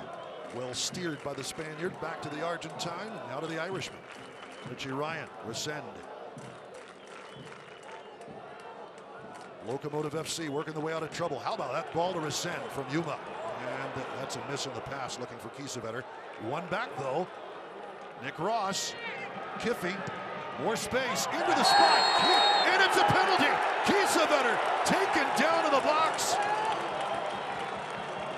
Penalty is the call on Big Zach Carroll. That's great recognition by James Kiffy to see the run from Jerome Kiesewetter. Recognize that he doesn't have to get to the end line in this moment. He can play an early ball, and he can get Jerome Kiesewetter an opportunity on goal. It will be Seba Contreras to take the penalty for El Paso. Looking for his first goal of the season. Locomotive FC looking for their first goal in a month. And it's a penalty in the 76th minute. Locomotive FC looking to put their stamp on the fourth place team in the West.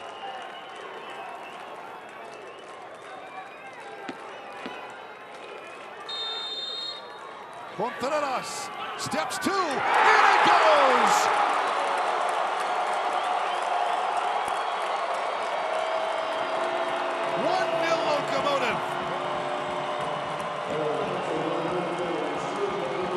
Spot.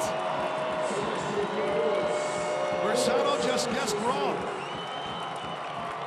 That entire action started from Calvin Resend forcing Zach Carroll to step out of position, come into the midfield, and pick him up. Then he was able to get back on the ball that was played out, and got back to Nick Ross, who was able to play the ball back out to James Kiffy. But the entire action started with Calvin Resend forcing Zach Carroll to step out of position, and then Zach Carroll was out of position trying to catch up Jerome Kiesewetter. And here come Reno 1868. You know they will pin their ears back to come at Locomotive FC, but Carroll rolls that one into touch for Locomotive. I'm sure James Kiffy will take a little bit of time here to put it back in play. That gets the eighth notch working tonight.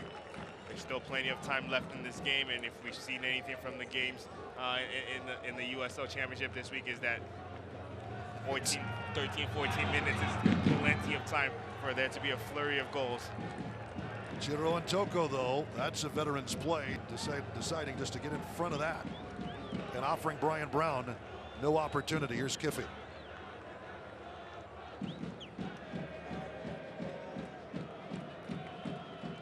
Bounces in. Brown. Off to the right.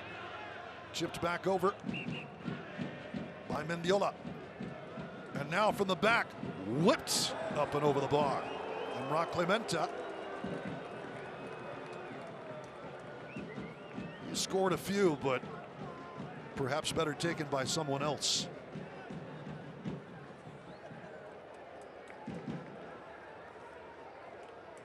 One 0 Locomotive FC. Seba Contreras, the Argentine, with the 76th minute goal from the spot.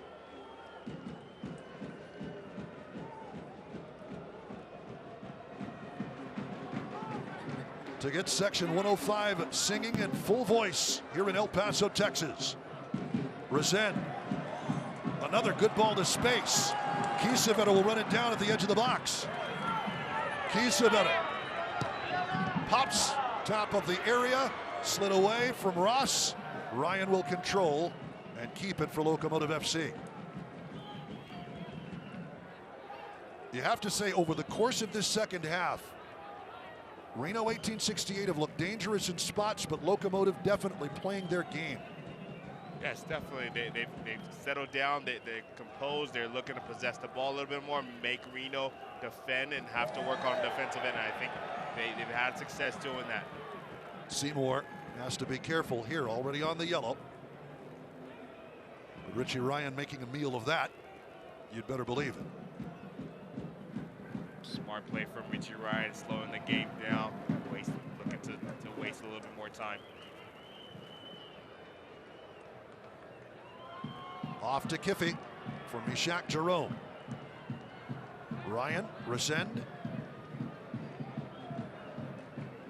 Calvin Resend has had some good ideas the last couple of weeks, coming on as a sub in Austin as well. That's a nice ball to Contreras. Seba Contreras, long cross, Kiesewetter! Stopped by Bersano. That's a great cross by Sebastian Contreras. I thought Jerome Kiesewetter had a little bit of time to bring that down and put it in the back of the net. He opted to go for the header. Couldn't get enough power on it, and it was right into the goalkeeper's pouch. Offside is the call on that last pass. That'll give the restart to Reno. Reno 1868 trying to make things happen in the final 10 plus stoppage.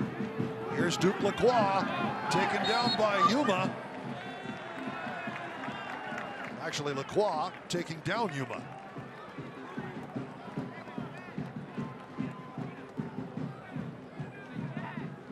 But you've seen Richie Ryan earn the foul. Yuma earned the foul. That's what is some experience. Your defensive mid and your right back will get you. It's just positioning their body correctly, getting across the defender, or the attacker, I should say, and making sure they can't get around them. They got to go through them, drawing the foul. Locomotive FC boiling the frog here in El Paso.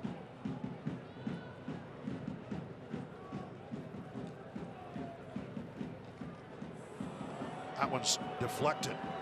On the quick restart, trying to get it up is Brown, a little bit behind him, and Richie Ryan will be called for the foul.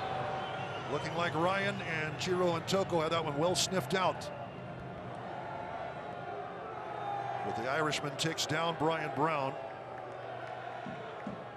And another dangerous kick. Substitution for Reno, the final of the night.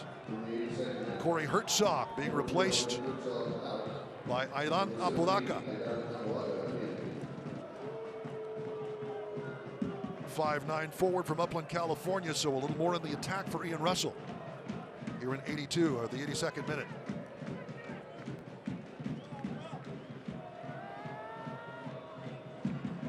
Fresh legs for the attack anyway.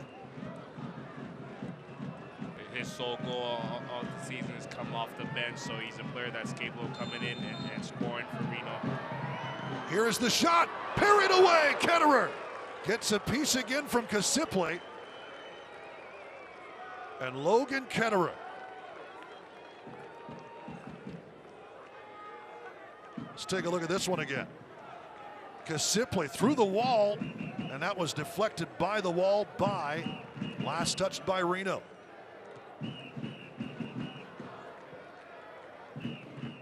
Yuma to Sebastian Contreras. Nice move to get by. William Seymour, who has to be careful on the yellow card. Now to Salgado. Richie Ryan. Resend. Nice turn again by Resend to keep it. And keep it out of trouble. Chiro and Toko. Well done by the Locomotive, looking to possess this game, forcing Reno to step out to put pressure, so gaps are now opened up behind them, and they can get to goal a little easier. How about that work? Footwork by Contreras to Yuma. Right side, Salgado. Omar Salgado by his man. Salgado trying to lift one in. And the offside flag is up. Nope, it's over the back line. Excuse me. That's well done by Zach Carroll, staying as close as possible to Omar Salgado, forcing him to have to take those extra touches and eating up the angles of a pass back into the middle. It'll come to Mendiola. Knocked around and now off to the right for Brent Richards. Richards, nice loft into the box, the header. Wide up and over the bar. Brian Brown. What a pass, though, by Brent Richards. Splitting the line, splitting the difference, and finding the head of the Jamaican. And another sub here in the end of the 84th minute.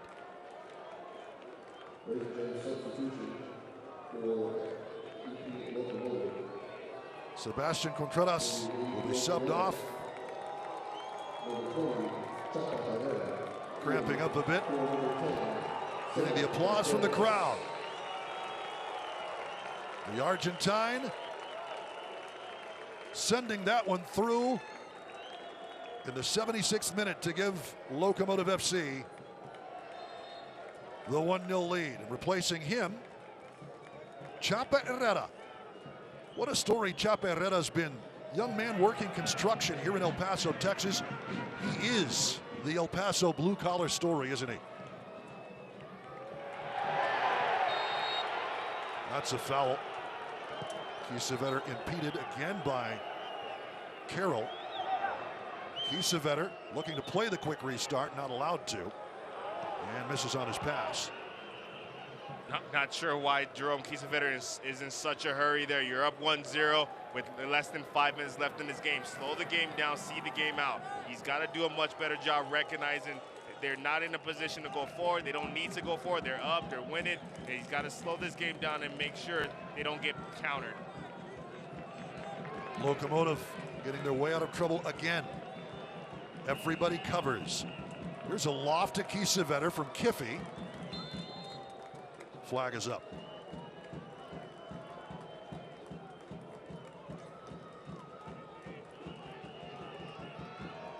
Kiffy gets a piece. Good work initially by Mendiola to keep it.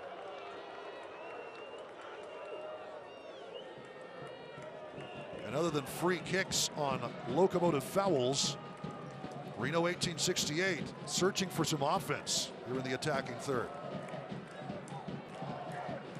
There was that great pass by Richards just a couple of minutes ago to Brian Brown. The Locomotive earning another free kick. Kiesewetter going down. That's much better by Jerome Kiesewetter, looking to hold up play, draw fouls. That's exactly what the Locomotive need for him. He's a big boy, he's a strong boy, he's capable of doing that, so he has to come up big in these moments and make sure the game gets slowed down for the Locomotive. Yuma.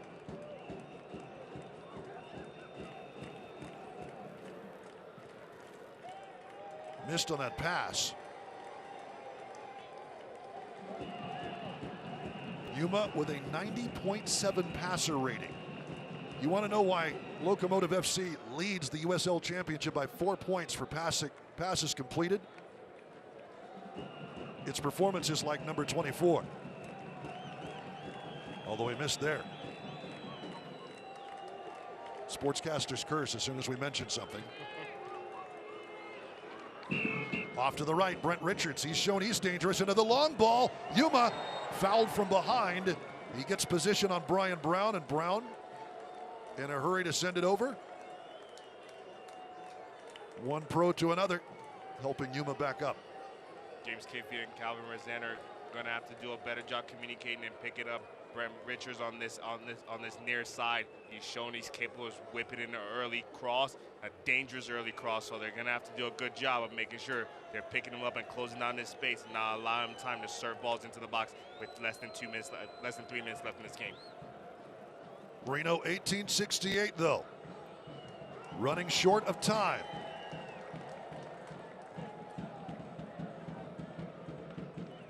Trying to get something started. Locomotive happy to do this all night. Resend from Ross, Richie Ryan, Salgado. Effective work again by El Paso Locomotive FC. Here's Salgado. Yuma popped in off the chest. Ross nicely won. Ross, he's going to earn a corner. Trying to loft that one in. Kiesewetter wasn't in position, at least on that pass. Clemente, though, puts a touch to it and puts it over the back line. And this is going to take forever. Oh, absolutely. I'd imagine they'll eat up a good minute or so on this, but to bounce the ball off of the Reno players' knees or shins and earn up more corner kicks. Short corner play to just keep it in the middle. Here's Salgado to run away with it. Salgado tries the shot. That's deflected. And a Locomotive throw in. Clemente, as he has often been tonight, right place, right time. You can see Omar Salgado is desperate for a goal. He wants to score in front of his hometown crowd. The El Paso native, Omar Salgado. #1 pick of the 2011 Super Draft by Vancouver Whitecaps. And here he is again. What a story, soccer story, as Ross put to the turf, and that'll be a goal kick. The referee's whistle not forthcoming there for Nick Ross, the Scotsman. To talk about Salgado, was part of the Tigres champions teams or championship teams in Mexico, Liga MX, at least on the roster. Spending time under the El Profe, Tuca Ferretti. Here's Brown, nice turn. 2 minutes of stoppage time. Brown, it's blasted by Jerome, who stands in front of it. And a foul earned by Mishak Jerome.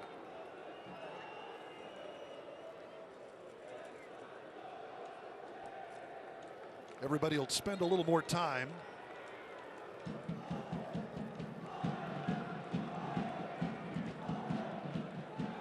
nursing their injuries a bit, and it'll be Jerome Kiesewetter exiting the game for Josh Castellanos here in stoppage time. Joshua Castellanos coming to rejoin his old coach with Jacksonville Armada for their NASL days, and Mark Lowry. Kiesewetter, pretty solid 90 minutes turned in. You can tell he is anxious to get scoring, being helped along by Emre Clemente, who now, because he helps him along, allows Jerome Kiesewetter to turn and have a little conversation with him on the way out. Yeah, but it all starts with Jerome Kiesewetter recognizing that he's about to get subbed off and running over as far away from the sideline as possible, and milking as much time in the substitute as he can. You know, say what you will about time wasting in soccer, still beats the last 2 minutes of any NBA game. My goodness. I don't understand how 2 minutes can take 30 minutes to play with the timeouts and the referee reviews. It's a lot. Indeed. Good job by Racine, and here's Kiffy. Kiffy rolling one. Castellanos. That's pushed over the back line. I'm going to come over for that is Seymour, and the Locomotive FC continuing with possession, earning a corner kick. Reno 1868. The offense has disappeared. Yeah, they had a little spark at the beginning of that second half, and especially when they brought on Infeka. However, it's died off, especially after that goal, that PK by Sebastian Contreras. The momentum from Reno has really died off, and El Paso has taken the reign in this game. It'll be a goal kick after Kiffy does his best to waste some more time.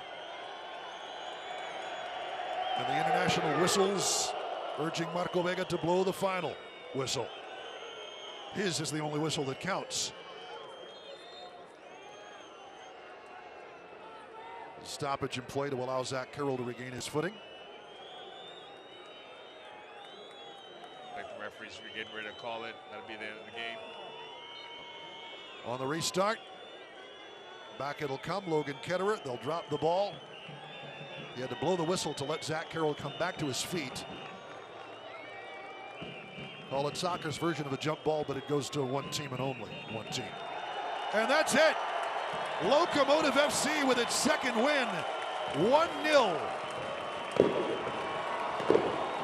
over Reno 8. 1868. Something for the home fans to celebrate. Sebastián Contreras, the 76th minute penalty, proves to be the game winner.